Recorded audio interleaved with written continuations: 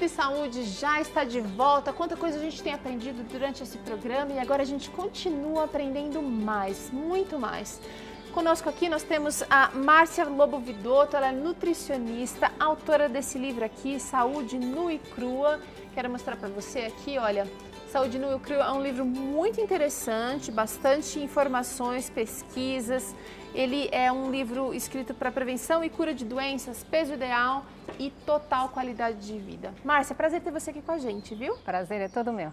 Vamos falar sobre um assunto que tem trazido muitas polêmicas durante os últimos tempos, porque vai e vem, tem pesquisa dizendo que o cafezinho é bom, que a gente precisa tomar um pouquinho de café, porque tem antioxidantes. A cafeína, na verdade, ela é considerada uma substância psicoativa de maior uso hoje. Ela está presente em diversas bebidas como café, chás, remédios, bebidas energéticas e outras, entre até doces, né? Em que plantas a cafeína pode ser encontrada, Márcia? Na verdade, o número é grande. São cerca de 63 plantas que contêm a cafeína. As mais conhecidas são o fruto do guaraná, a noz de cola, que explica a origem do nome de vários refrigerantes. A base de cola. Sim, temos vários chás, chá mate, chá preto, chá branco, chá verde. E temos também nas sementes do cacau e, obviamente, nas sementes do café. Mas você sabe, a maior preocupação não é nem a presença da cafeína nas plantas, mas justamente como você mencionou, a grande utilização dela. E hoje a cafeína ela está presente em produtos comuns, que são usados no dia a dia. Inclusive para as crianças. Da infância à terceira idade. E esse é o fato preocupante, né? Essa utilização variada, esse uso intenso da cafeína. Mas vamos entender um pouquinho. Muita gente tem o hábito de se reunir com os amigos, ou mesmo depois das refeições, tomar uma xicrinha de café, achando que o café realmente é um estimulante e que ele tem antioxidantes. A indústria do café tem promovido muitas pesquisas falando bem do café, mas a gente sabe, eu gostaria de saber como que a cafeína atua de verdade no organismo. Sim, com relação a esses antioxidantes, o café tem realmente alguns antioxidantes, são chamados polifenóis. Mas o interessante é que os polifenóis presentes no café, eles são os antioxidantes mais abundantes no reino vegetal. Então, ninguém precisa tomar café por causa desses antioxidantes. Onde mais a gente encontra os polifenóis? E esses polifenóis, eles estão ainda em maior quantidade nas frutas, nas hortaliças, nas frutas oleaginosas, nas ervas, nas especiarias. Então, na verdade... Seria mais um componente, na verdade, um item que contém esses polifenóis. Sim, e respondendo à segunda parte da sua pergunta, a cafeína, ela tira o brilho desses antioxidantes que ela tem, justamente por ser estimulante. E ela vai atuar no sistema nervoso central. E esse é o principal problema. E daí, como consequência, vamos ter vários outros danos. Vamos falar um pouquinho desses danos. A cafeína, por exemplo, vicia. Tudo que vicia, a gente precisa tomar um pouquinho de cuidado. Por quê? O interessante é que muitos pensam que não vicia, né? Mas para saber se vicia, realmente a gente precisa saber o que na realidade é a cafeína. E a cafeína ela é um composto químico, ela é classificada como alcaloide. E para a gente... a questão vai ficar mais clara quando a gente entende quais são outros alcaloides. E aí a gente vê, por exemplo, a teofilina do chá, nós temos a teobromina no chocolate, a nicotina do cigarro, todos eles de um mesmo grupo. E o uso de todos essas substâncias não é um simples hábito, é dependência sim. E nós temos muitas evidências científicas. Temos um estudo que foi recentemente publicado pela Associação Médica Americana que constata que a cafeína ela é adicionada aos refrigerantes justamente devido à sua natureza viciante. Exatamente para aumentar o consumo. Nada é por acaso, gente. Agora é o seguinte, quanto tempo a gente precisa e quanto do consumo a gente precisa para se considerar um vício? Uma pessoa dependente, né? Uma pessoa dependente, exatamente. E esse é um ponto importante, porque geralmente as pessoas pensam que para ser um dependente, né, para ser um adicto, ter o vício, precisa de um consumo exagerado. E esse não é o ponto.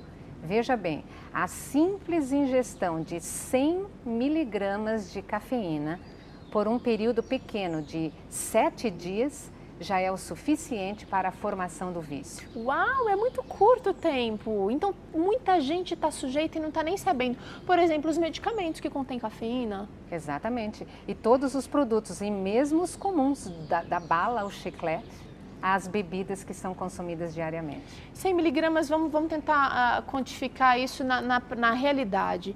Onde eu encontro 100 miligramas de cafeína, por exemplo, dos produtos que a gente consome diariamente?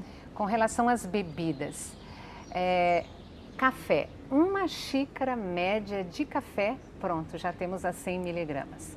Uma outra combinação que é muito usada, um refrigerante, uma lata de refrigerante, 40 miligramas, mais uma xícara de chamate de 250 ml, temos mais 60 miligramas, pronto. Só nessa combinação de refrigerante e chamate também já temos as 100 miligramas. Já é o começo para que já se inicie aí um hábito de dependência. Sim. Podemos mencionar também o chimarrão, que não é um produto específico do sul do Brasil. Na verdade, o chimarrão recebe outros nomes e ele é consumido em várias outras partes. Vamos relembrar os nomes: tererê, chimarrão. Exato. E o tererê, por exemplo, ele é consumido gelado no norte do Brasil. E o chimarrão, vamos usar o nome mais conhecido, ele 250 ml, que é uma quantidade pequena, e ele já pode conter de 58 a 220 miligramas de cafeína. Uau, é muita coisa. Sim. Porque a gente está falando de um produto só. Pense você que, de repente, quem faz esse tipo de consumo acaba consumindo chimarrão agora, aí mais pra frente vai ter um doce que contém a cafeína, mais pra frente um refrigerante. Então, a adição, a soma de todos esses produtos, no final do dia, vai dar um valor absurdo. E um produto que tem o seu consumo aumentado ultimamente é o energético. Uma latinha de energético de 250 ml também vai ter de 50 a 160 miligramas. Então, a moral da história é a seguinte: é muito fácil, mesmo com um consumo considerado moderado, a pessoa se tornar um adicto ou dependente da cafeína. Márcia, quando a gente pensa em dependência, em adicção, a gente também tem que pensar que para largar esse tipo de vício não vai ser uma coisa fácil. Vai gerar no mínimo uma crise de abstinência. Quais são os sintomas dessa crise? Sim, a síndrome de abstinência ela é real e ela ocorre mesmo. E isso ela é a grande prova, na verdade, do quão viciante Exatamente. Justamente é a cafeína. E, na verdade, essa síndrome ela vai se manifestar num período, por exemplo, de 12 horas a partir da cessação do consumo, e ela vai atingir um pico por volta de 24 a 48 horas e depois pode durar até uma semana. Uau! E a intensidade, na verdade, desses sintomas, ela vai variar de acordo com o grau do consumo. Vamos falar um pouquinho então dos mais comuns. Dor de cabeça seria um sintoma? É o próprio. Então, na verdade, o sintoma primeiro e mais comum é a cefaleia ou dor de cabeça, e outros também, como a alteração do humor. Irritabilidade. Exato.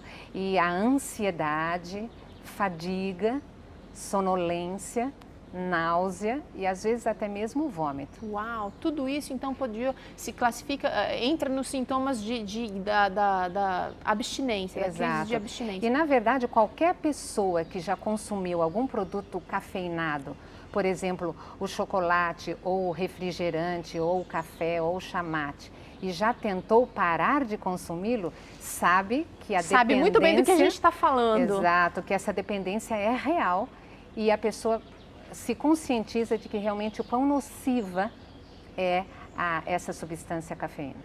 Márcia, muita gente consome a cafeína em suas diversas formas por muito tempo, por um longo período e se sente bem e argumenta, olha, eu nunca tive problema, eu me sinto bem depois que eu consumo porque dá uma sensação de bem-estar. Mas eu queria falar um pouquinho então da cafeína, do uso da cafeína relacionado a problemas de saúde, como por exemplo a hipertensão arterial. Exato, a cafeína ela tem uma ligação direta com a pressão arterial, porque ela vai provocar, primeiro, uma constrição dos vasos sanguíneos, um aumento do batimento cardíaco e também uma maior liberação de adrenalina e outros hormônios. E é incrível, porque após a ingestão da cafeína, em questão de minutos, a pressão arterial já sobe. Mas esse é um processo que não é natural, que não é saudável e que deve ser evitado. Olha, a gente está falando aqui a Márcia acabou de citar aqui que o café ele afeta diretamente o sistema nervoso central, que é responsável por várias funções do nosso corpo. A gente precisa realmente do sistema nervoso central em ordem para a gente estar funcionando bem. Quando a gente está com a cafeína afetando o sistema nervoso central, a gente vai estar alterado, fatalmente. Sem dúvida. Que tipo de alterações esse efeito da cafeína no sistema nervoso central vai trazer para a gente? São muitos. Na verdade, a gente pode citar uma lista parcial. Vamos falar um pouquinho desses estragos. Então, desde a ausência de um sono reparador, até a anemia, a arritmia cardíaca. E nós poderíamos citar, por exemplo, alterações no humor, a própria fadiga. Euforia. E assim, uma sensação de que está tudo bem, mas logo depois aquilo cai. Então, e mesmo a irritação do trato urinário, a osteoporose, a enxaqueca, o estresse. Então, a lista realmente é grande. E, gente, uma coisa bacana não, uma coisa interessante do que a doutora Márcia está falando aqui é o seguinte, para cada um desses efeitos que a cafeína vai provocar, tem uma explicação, tem estudos, inúmeros estudos realizados, a gente lida com um tempo limitado, mas se a gente for pesquisar a fundo, a cafeína, a gente tem um motivo pelo qual esses sintomas se manifestam, porque ela vai atuar de maneira específica, de acordo com cada indivíduo. Por ser estimulante, a cafeína é considerada positiva no rendimento mental. Muita gente diz, olha, eu preciso para estudar, eu me sinto ativa, eu me sinto mais alerta, mas isso não é bem verdade, né, Márcia? Na verdade, o que acontece é o seguinte, quando a pessoa é dependente da cafeína e o nível de cafeína cai no organismo, o corpo vai pedir. E até que essa cafeína é reposta, realmente o indivíduo ele não consegue se concentrar, ele não consegue pensar com clareza, e ele fica realmente naquele momento difícil, mas quando ele repõe a cafeína, tudo melhora. Então, na verdade, a cafeína não é que ela fez algo de positivo, não. É uma substância psicoativa. A única coisa, na verdade, que a cafeína fez foi saciar a dependência. Ela, digamos assim, alimentou o vício. É claro que quando a cafeína ela é reposta ao organismo, há sim um estímulo extra. Mas esse estímulo extra, ele é passageiro, ele é nocivo e ele cobra um preço muito alto, como nós estamos vendo hoje, não vale a pena. Não vale a pena, gente. Agora é o seguinte, além de todos esses problemas que a cafeína pode causar, um dos problemas mais comuns está relacionado com problemas digestivos. Por quê? É porque, na verdade, a cafeína, ela faz com que haja uma maior produção de ácidos estomacais. E, só para a gente ter uma ideia, só o café em si, ele tem 208 ácidos. E os outros produtos cafeinados também não ficam atrás. Então, além dessa maior acidez, há também uma redução na pressão da válvula entre o estômago e o esôfago. E aí vai causar, por exemplo, a azia, o refluxo e também vai estar na base da má digestão. Além do que, tem um outro ponto a ser salientado, o fato de todo produto cafeinado, inclusive o chamado café descafeinado, que apesar de ter uma quantidade menor de cafeína, ainda tem. Então, todos os produtos cafeinados, eles são acidificantes. e eles têm um pH baixo, ele é ácido. E isso também vai contribuir para um pH ácido do organismo como um todo. Que, isso causa um problemão. É um grande problema porque, na verdade, esse pH baixo é a raiz comum das doenças. A gente abre a porta do organismo para que o nosso sangue fique propício para os vírus, bactérias e os problemas, as doenças, para que elas consigam realmente se proliferar no nosso corpo, se desenvolver em nosso corpo. Sem dúvida, o ambiente vai sendo criado para isso. Márcia, quanta coisa a gente aprendeu aqui em tão pouco tempo, e eu imagino que se a gente tivesse um pouco mais de tempo, a gente ia realmente, a lista não se esgotou por aqui, o estudo vai muito mais a fundo. Mas eu quero agradecer a sua participação, você que deseja conhecer um pouquinho mais do trabalho da Márcia. A Verdade Nua e Crua é um livro que ela escreveu, um livro bastante interessante, que fala um pouquinho sobre isso também, né, Márcia? Sem dúvida, e eu gostaria de agradecer a oportunidade e dizer também que você pode ter uma vida livre. Isso é importante, eu gostaria de saber isso. É possível se livrar do vício do cigarro? Sem dúvida. Do cigarro não, do café. Na verdade, de qualquer substância que é viciante, é possível sim a pessoa vencer. E o que nós estamos fazendo aqui hoje é a principal arma, informação. Porque quando a pessoa se conscientiza de que a cafeína ela é nociva, ela é tóxica, ela causa malefícios, a pessoa ela vai tomar uma decisão, eu vou parar o consumo. E uma coisa que eu gostaria de explicar, a diminuição da dose não resolve. Então, enquanto houver cafeína no corpo, vai existir a dependência. Ok. Então, a questão, o consumo ele tem que ser parado como um todo. E é a maneira mais efetiva. É a mais efetiva, na verdade o corpo vai pedir. O ponto-chave é a resistência, porque os sintomas da síndrome de abstinência, eles desaparecem em poucos dias. Ok. E depois, com o consumo de água pura, com os alimentos saudáveis, com um estilo de vida apropriado, o corpo irá se renovar, irá se recuperar. Então, é possível sim.